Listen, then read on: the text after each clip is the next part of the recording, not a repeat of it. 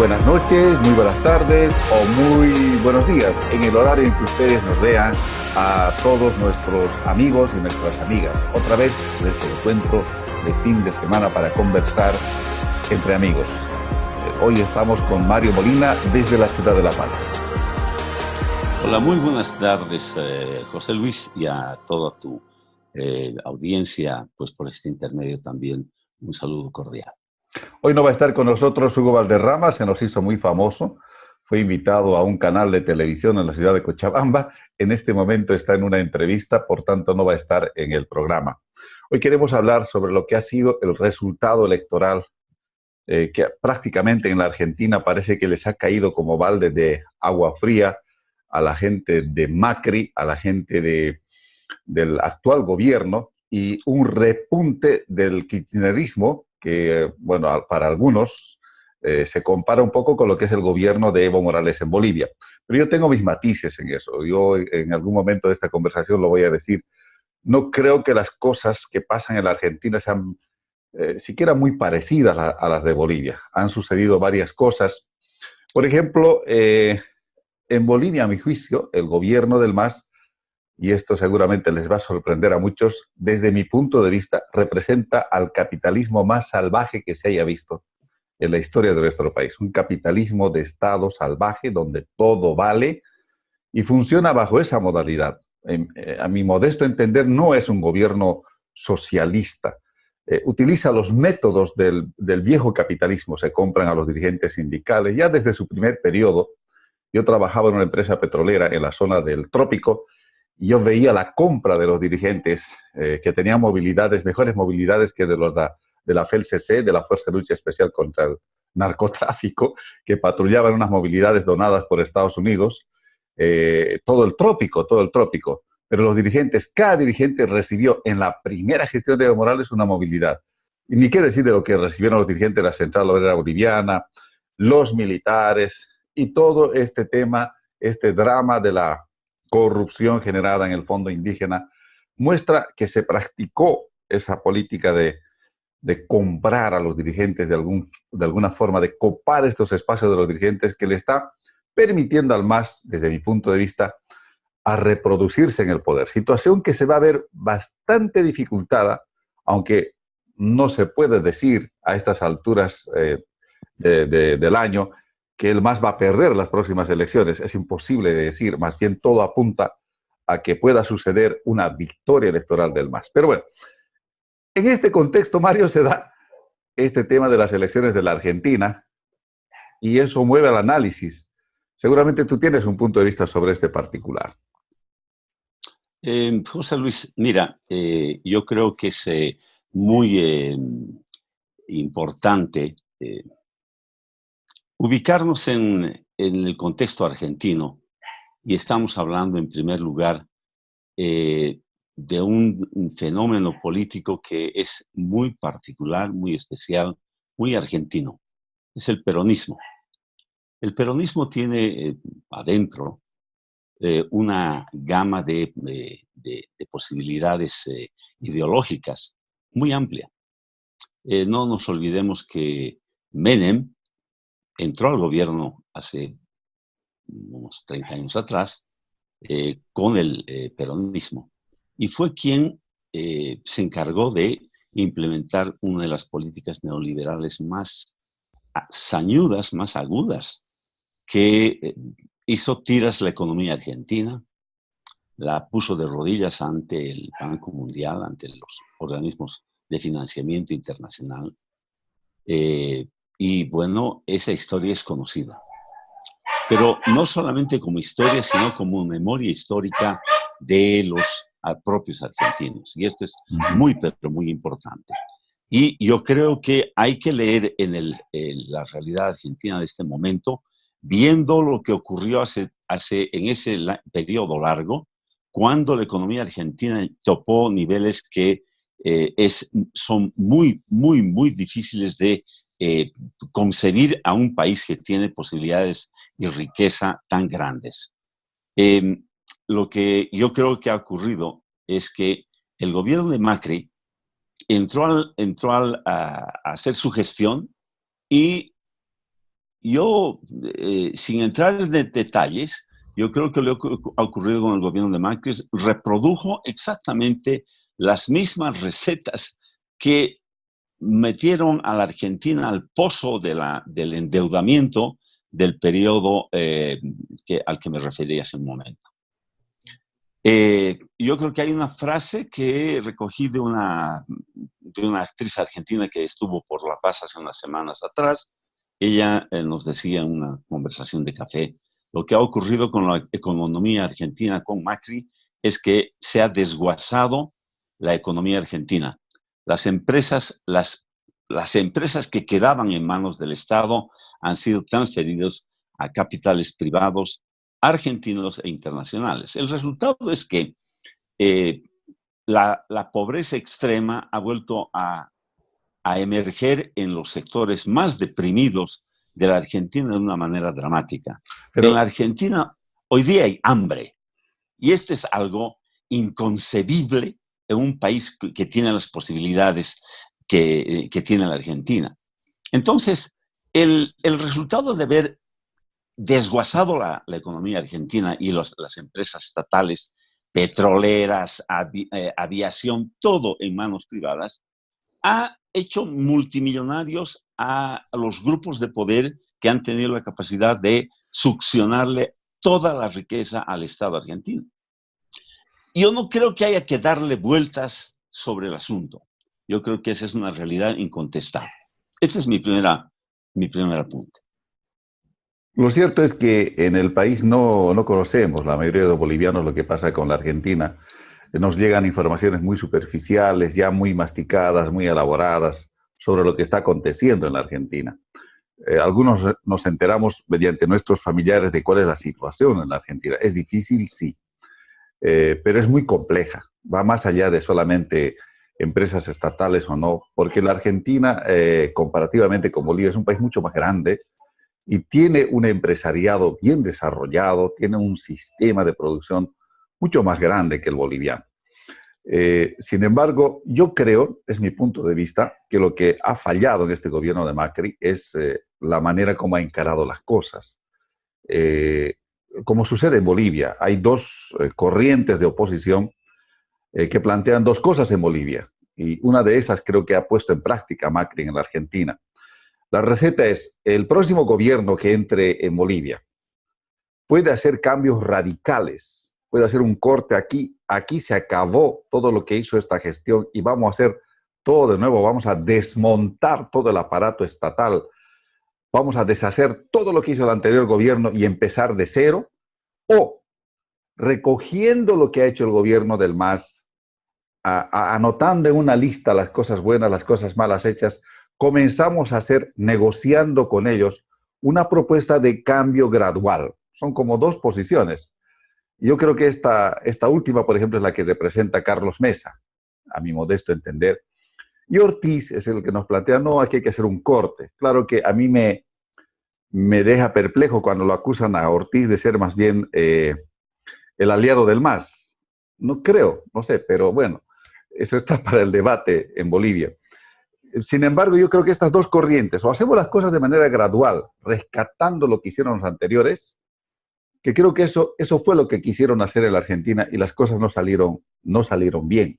Es más, no las hicieron bien. Cometieron muchísimos errores, muchas cosas no escuchó el presidente a la gente que decía haremos de esta otra forma, mejoremos la situación de la gente. No quiso oír, lo hizo de una manera muy personal.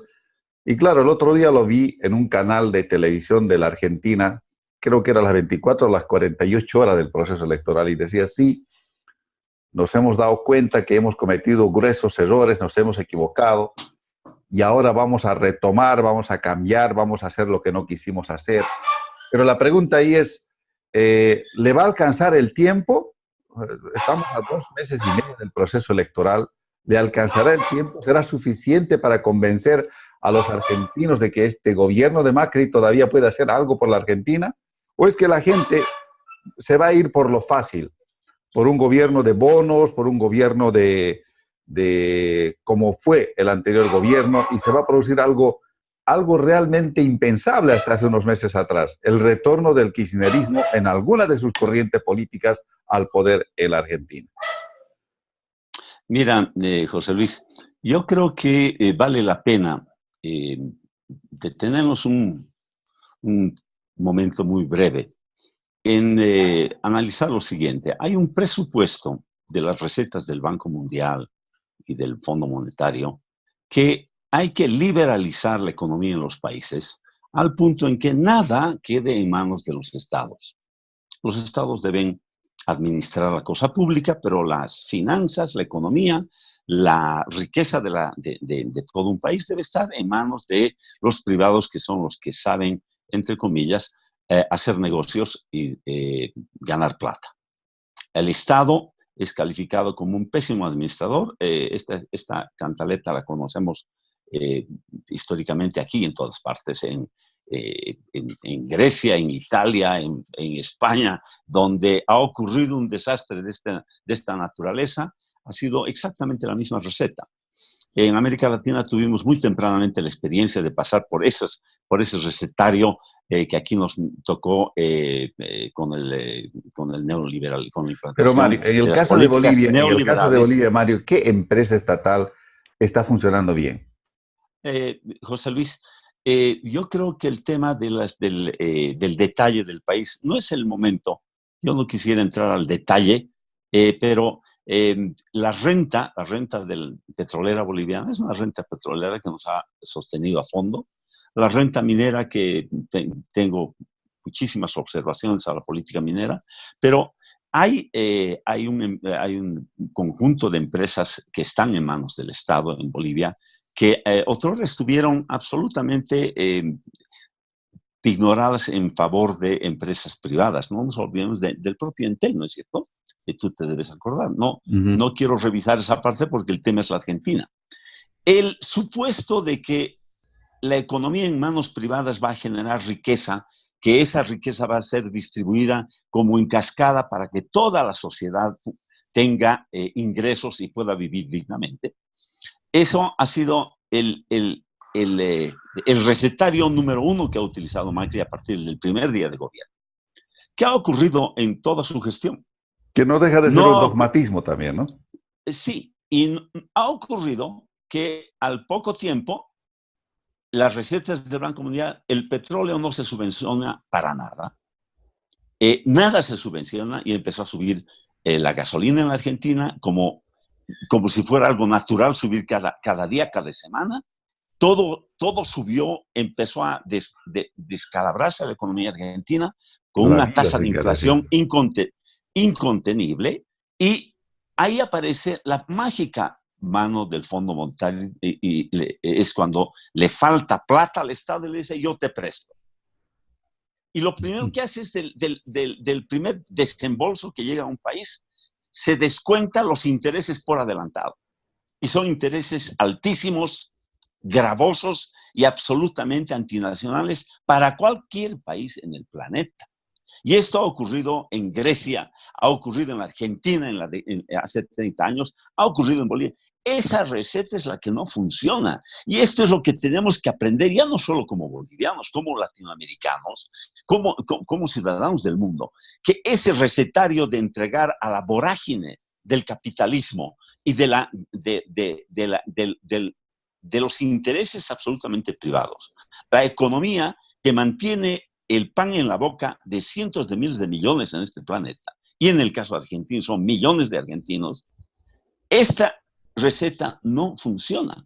E insistir en esa receta es insistir en soluciones como la Argentina. Yo creo que tú comenzaste diciendo que no hay posibilidad de igualar lo que ocurre en la Argentina exactamente como lo que ocurre en Bolivia o lo que ocurre en cualquier otro país. Sí, cada país tiene su propia dinámica, su propia estructura, pero estas recetas globales son un fracaso global. La economía argentina está en un nivel ya insostenible. El gobierno de Macri literalmente ya no está gobernando, porque gobierna sin legitimidad, gobiernas sin apoyo, y el Banco Mundial está metido en un grave problema en la Argentina, la Argentina con el banco y el banco con la Argentina. Una de las condiciones para que reciba por adelantado el último empréstito del gobierno argentino del Banco Mundial era mantener a rajatabla las normas que le imponen, para decir cero subvención a nada, etcétera, etcétera, más IVA, los carburantes a precio real. ¿Qué ha hecho hace pocos días atrás Macri? Desesperado por el resultado electoral, decide dejar de cobrar el IVA en los alimentos, vale decir, en la canasta básica de los argentinos. ¿Cuál ha sido la reacción de los argentinos? Salir a las calles a protestar por sus llamadas medidas de salvataje a los que se están muriendo de hambre. Y esto está convulsionando la Argentina de una manera tremenda. Y el Banco Mundial va a llegar en las próximas horas, va a llegar la misión del Banco Mundial a evaluar el último empréstito. Sabemos de antemano que han dejado de cobrar el IVA, están haciendo un montón de parches de última hora desastrosos que están empeorando la situación. Yo creo que hace pocas horas, serán 2 horas atrás, salió la noticia como primicia, sin mayores comentarios, el ministro de Economía argentina acaba de renunciar hoy sábado. Mira, esa noticia no la había visto. ¿Quién se va a hacer cargo de este barco que se está viniendo abajo? ¿Quién se va a hacer cargo de la sala de máquinas del Titanic cuando ya está con la proa levantada encima del mar? Esta situación a la que se ha conducido a la Argentina es un desastre. No nos olvidemos que un poderoso aparato económico mundial que se llama el Foro Económico Mundial, que es uno de los aparatos multinacionales y multisectoriales del empresariado privado mundial, recibió como respaldarazo al gobierno de Macri, hicieron por primera vez el Foro Económico para Latinoamérica en la Argentina. Ese fue uno de los mensajes más potentes del sistema mundial para darle el respaldo a la Argentina. Fueron todos los grandes multimillonarios del planeta y los gobernantes de los países más poderosos del planeta de la órbita capitalista. No nos olvidemos que estuvo comenzando de Trump, estuvo el premier japonés, Angela Merkel, en fin. Ese no fue un hecho aislado de lo que querían lograr en la Argentina, darle todo el respaldo. ¿Por qué ese empresariado mundial nunca llegó a la Argentina a respaldarlo con inversiones frescas, etcétera, etcétera? Porque el aparato económico montado por Macri era un aparato podrido ya. La conferencia de Davos, que se realiza en Davos, pero del Foro Económico Mundial que se realizó en la Argentina, fue el último intento para darle oxígeno a un moribundo y ahora estamos viendo simplemente los estertores. Como tú decías, este Titanic argentino ya partió con la caldera caliente, ya tenía problemas internos y estructurales, y que se le haya cruzado un iceberg en el camino era cuestión de tiempo, de mala suerte, pero sucedió. Lo cierto es que si hablamos de recetas, Mario, desde mi punto de vista, creo que las recetas nunca son buenas, ni la una ni la otra. Tampoco la receta de hacer que el Estado se haga cargo del manejo de toda la economía no es buena, porque no vamos a convenir entre tú y yo que la administración del Estado tiene sus bemoles. Se puede manejar bien alguna que otra empresa, como es el caso boliviano, pero no todas las empresas son bien manejadas, porque no siempre se privilegia en el sector estatal, digamos, la eficiencia, la producción con bajo costo, que son aspectos que priman, digamos, en la actividad empresarial privada. El privado sí sabe conseguir capital, sí sabe producir, sabe correr riesgos.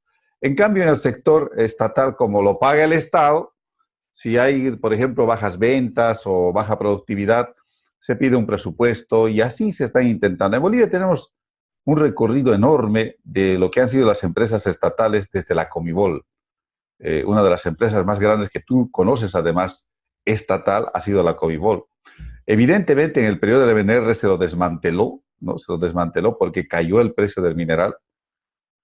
Pero ahora que subió el precio del mineral, no se lo ha recompuesto tampoco la Comibol. No está funcionando. Entonces, yo creo, no sé si tú estás de acuerdo conmigo, que ni lo uno ni lo otro. Yo creo que cada país tiene que intentar hacer una política económica muy propia de cada país. La Argentina tiene algún grado mayor de desarrollo industrial. Nuestro país no, es un país extractivista. Dependemos mucho del gas natural, demasiado a mi gusto, y hemos vivido durante demasiado tiempo ligados a la extracción de los minerales. Nos hemos retrasado industrialmente con tantos años que ni siquiera las fundiciones de lingotes hemos podido hacer arrancar de buena manera en manos del Estado. Te pongo ahí Carachipampa como un ejemplo de lo que quiero decir. O sea, no siempre el Estado es un buen administrador, no pongamos al Estado como la solución. Pienso yo que hay que combinar, no sé si tú estás de acuerdo, hay que combinar, hay que ver algunas áreas en las que el Estado se puede desempeñar bien, pero además con algunas condiciones, que tenga la gente preparada, la gente capacitada, pero si tienes gente que entró por el favor político, gente que... Yo he podido tener algún contacto con los futuros senadores, futuros diputados que están postulando por diferentes lugares, y me doy cuenta de que no es gente preparada para la gestión pública, es gente que está más bien preparada para la campaña electoral. Y no estoy hablando del Partido Azul, estoy hablando de todos los partidos. Tal vez en alguna candidatura se puede ver gente profesional, pero te diré que en la gran mayoría de las candidaturas hay personas que están más bien preparadas para otra cosa y no para la gestión pública. Mira, José Luis, yo debo coincidir contigo en lo siguiente. Yo creo que, conocida la historia de la economía boliviana o latinoamericana, ensanchando el área al continente, yo creo que no cabe la menor duda que si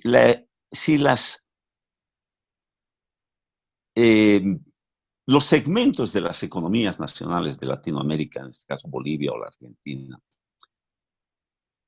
más importantes, estratégicas, geoestratégicas, llámese petróleo, o sea, todos aquellos recursos que son estratégicos para la supervivencia, para la existencia de los países, deben estar en manos del Estado.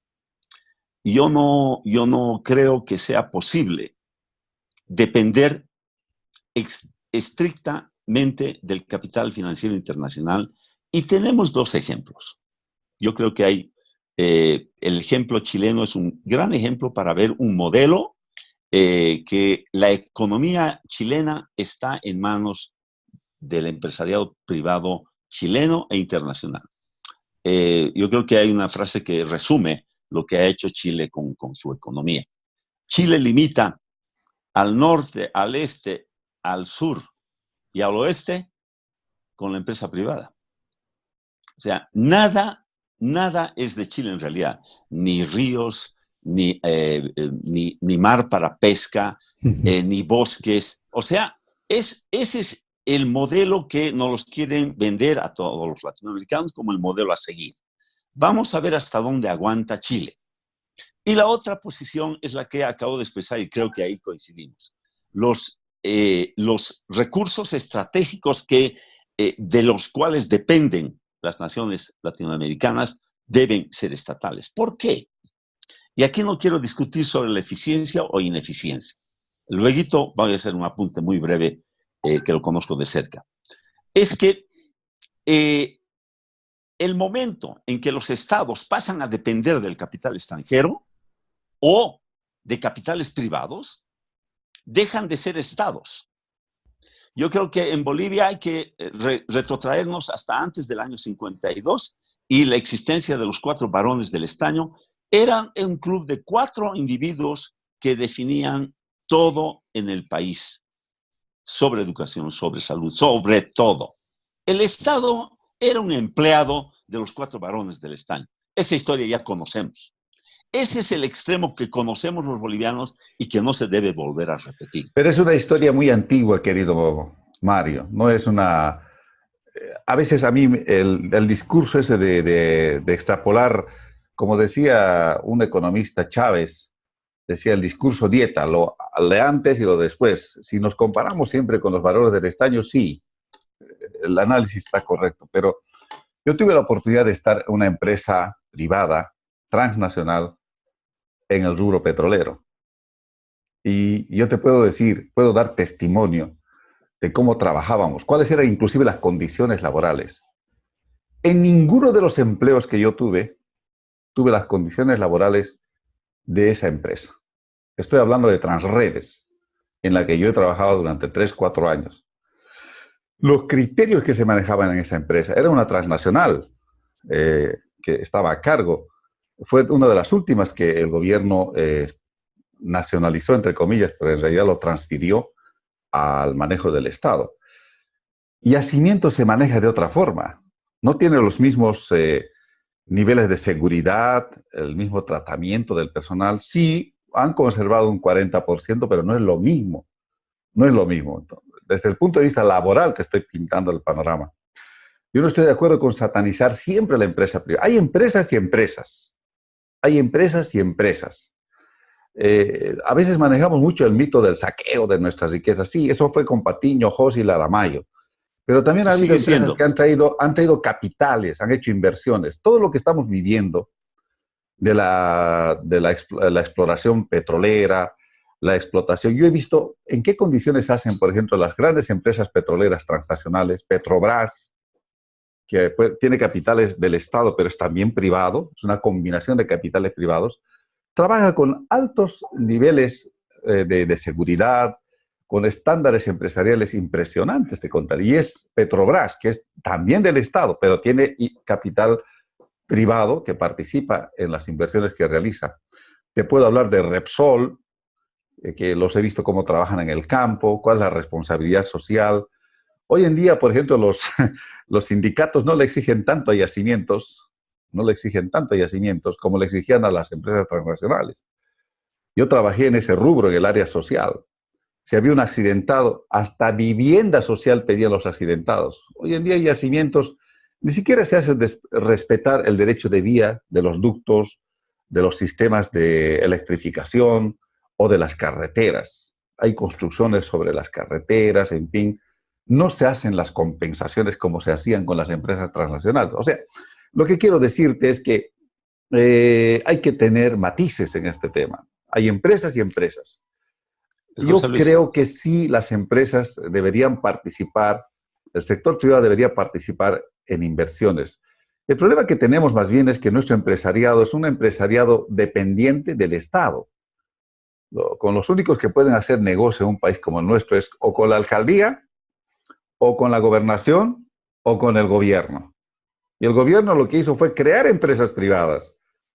Yo te puedo decir que ABC no realiza directamente el mantenimiento de las carreteras. Se han creado microempresas comunitarias en base a los sindicatos para el mantenimiento de las carreteras. Yo no voy a comentar acá cómo están las carreteras porque no me consta. Las pocas carreteras por las que voy no están en muy buenas condiciones. No están en muy buenas condiciones. Bueno, ahora tú me dirás, eso nunca ha sido mejor antes. Ni con el Servicio Nacional de Caminos. Es verdad. Por eso te digo, yo creo que hay matices. Si nos movemos con la idea de que el empresariado es malo, o el otro matiz de que el Estado es malo, el Estado no debe hacer absolutamente nada, hay que sacar al Estado de todo, es un mal administrador, que ahorita me hubiera gustado que esté con Marcelo Valderrama, que es de esa línea, él dice, el Estado no tiene nada que hacer, ¿no? Yo pongo el matiz intermedio. Yo creo que el Estado sí debe participar en algunos sectores, pero para que el Estado participe tiene que tener una política de selección del personal, unos criterios que vaya más allá del partidismo político, de la militancia, ¿no? Que haya un cierto grado de meritocracia en el manejo del aparato estatal. Mira, Enatex, se fue el desastre. El Estado queriendo hacer equipos, computadoras, se fue el desastre. Entel está marchando bien, pero no tan bien como debería estar. Pero se están dando cuenta recién en los últimos años, mejorando. A ver qué otra empresa estatal podemos tener, porque tenemos que hablar de... Yo no conozco las empresas estatales argentinas, de verdad, no sé cuál es Argentina, no vivo en la Argentina. Por eso yo digo, no podemos aplicar lo que pasa en la Argentina, Mario Molina, automáticamente y decir, ahí está, ves, la derecha perdió, se dan cuenta, tenemos que seguir nosotros en el poder porque somos la única alternativa. No creo que sea así, honestamente, no creo. Pienso yo que en el país es saludable que tengamos algunos ajustes, no dramáticos en la economía del Estado, en el manejo, en el modelo, porque siempre dicen, ¿cuál modelo vas a aplicar? ¿Cuál modelo vas a aplicar? ¿Cuál modelo se está aplicando? Sí, es el 21060.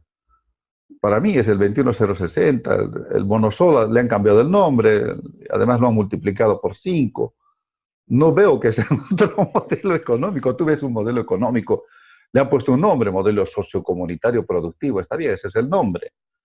Pero se parece mucho a los que habían, con la diferencia de que está mejor manejado, mejor gestionado, más controlado. Pero ¿aguantará el país esta situación económica, Mario? ¿Estará la situación garantizada y blindada por unos 5 años más? A mí hay personas que me han dicho, ¿sabes qué? Vende las cosas que tengas que vender rápido, invierte en el rubro de qué sé yo, de bienes raíces, porque hay que ver que el tiempo de los ingresos generados por las materias primas en cualquier momento se va a deprimir, ¿no? Dentro de 2 o 3 años, porque te diré que el sector privado en el área de los hidrocarburos, 2 o 3 años antes del ascenso al poder del MAS, ya dejaron de invertir, porque ya sabían lo que se venía. Yo estaba trabajando en una empresa petrolera en esa época y dejaron de haber inversión porque no, se viene un gobierno de estas características y pensaron ellos de que iba a haber una expropiación como lo hubo en la Revolución del 52 y pararon las inversiones, lo cual no sucedió. Para mí no sucedió, fue una compra de las acciones. Yo sé que por Transredes se pagó un monto que el Estado impuso, pero se pagó por las acciones. Disculpa, creo que te dejé con varios temas sobre la mesa. Mira, yo en lo que me ratifico es que el control estatal sobre la economía estratégica de un país, sobre la parte de la economía de un país, que resulta ser el corriente sanguíneo de ese país, la corriente sanguínea, yo creo que este es un principio para mí. Que haya intervención de capitales extranjeros en esas inversiones estatales, estoy perfectamente de acuerdo. Lo que no debe dejar de haber es control del Estado sobre esas empresas. El caso de la sociedad anónima petrolera brasileña es un ejemplo. De tal manera que no estoy ni peleado ni reñido con la inversión extranjera ni con el capital privado. Lo que creo que ya no vale la pena insistir es en el volver a sacar el sonsonete de que todo debe estar en manos de la empresa privada. Y esto es algo que ya estamos empezando a escuchar también en nuestro país, pero habíamos comenzado hablando sobre el problema de la crisis argentina. Yo creo que lo que tenemos que leer de la experiencia argentina es que por segunda oportunidad en menos de 50 años, en menos de medio siglo, se ha sometido al mismo país a las mismas medidas con idénticos resultados.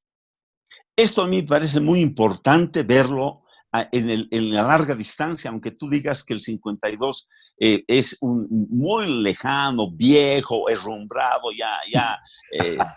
no tiene color.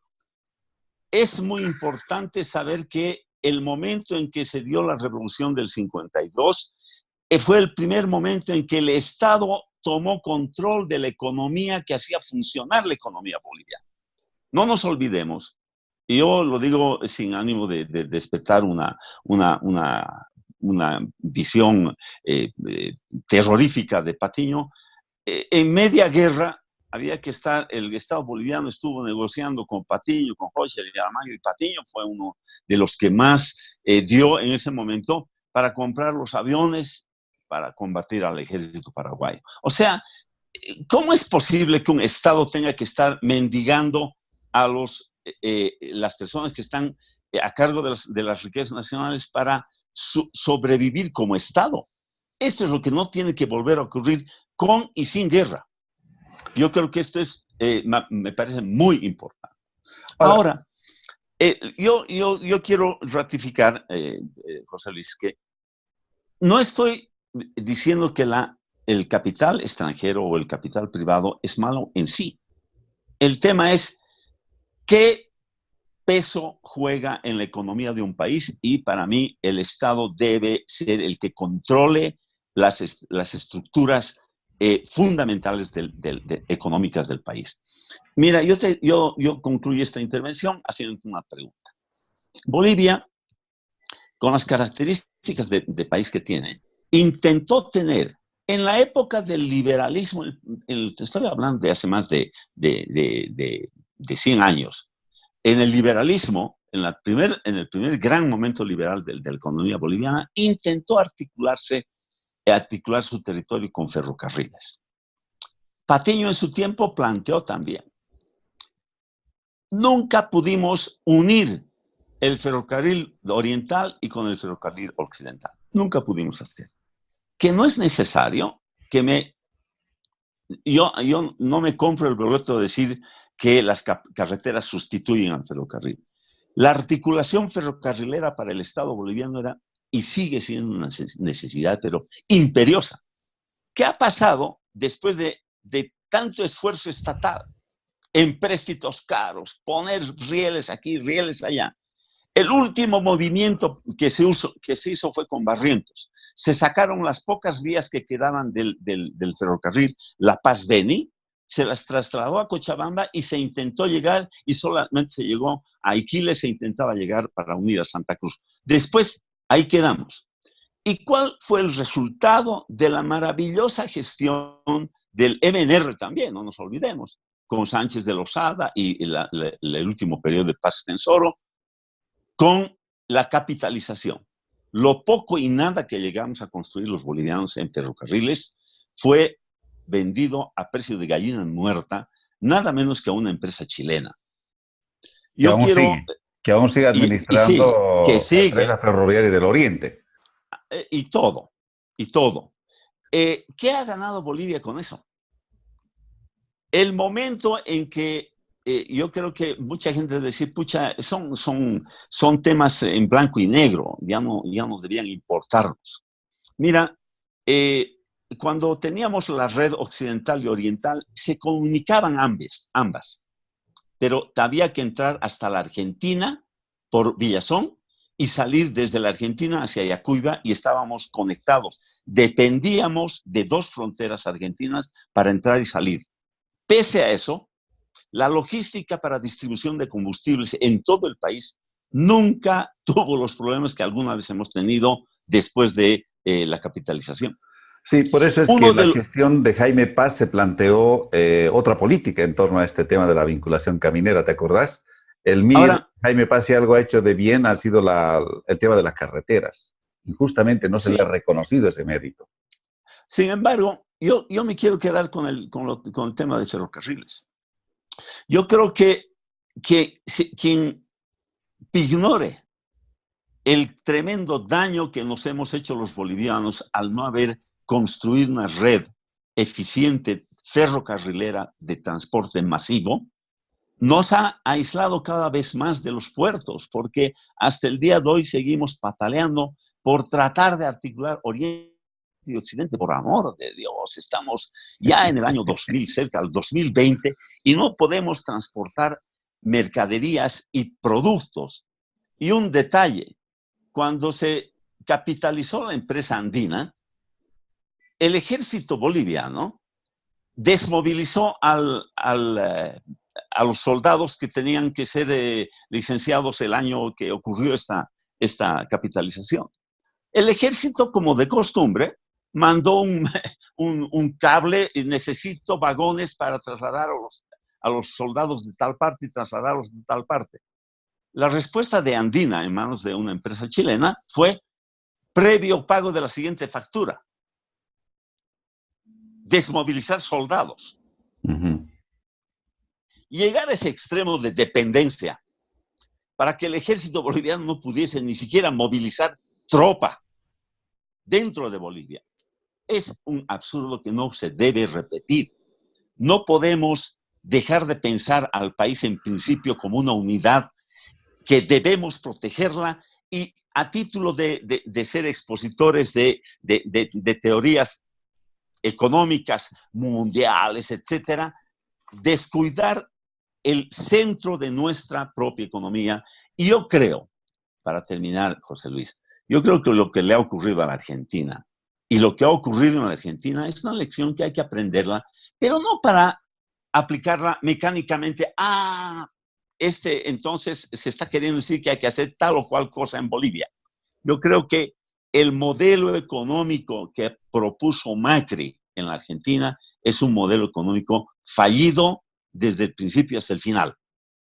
Ahora, cuando nos toque hablar respecto de lo que tenemos o no tenemos que hacer en Bolivia, es otro tema. Yo creo que vale la pena entrar en profundidad, porque yo también concuerdo contigo, José Luis, que ¿de qué modelo económico estamos hablando en Bolivia en este momento? Yo no creo que debamos quedarnos con los membretes, los pequeños cartelitos que se han puesto de nuevos nombres que tú has señalado hace un momento para decir, oh, este es un modelo tal o cual. Yo creo que grandemente el país no ha variado demasiado de la estructura del funcionamiento de la economía boliviana y la inexistencia de la famosa industrialización. Ya No estamos existe. viejos, José Luis, ya estamos con canas y la famosa industrialización no llega nunca.